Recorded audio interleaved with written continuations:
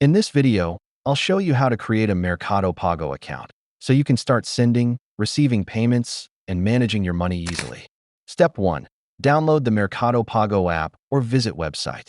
On your phone, download the Mercado Pago app from the App Store or Google Play. Or, open your browser and go to mercadopago.com. Step 2. Sign up for a new account.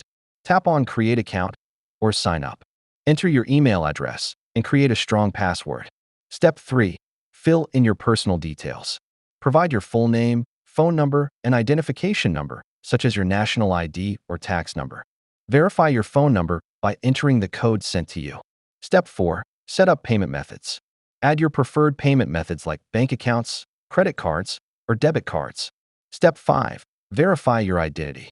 Upload any required documents for identity verification to unlock full account features. Important notes. Make sure to use your real personal information to avoid account issues. Mercado Pago may ask for extra verification depending on your country.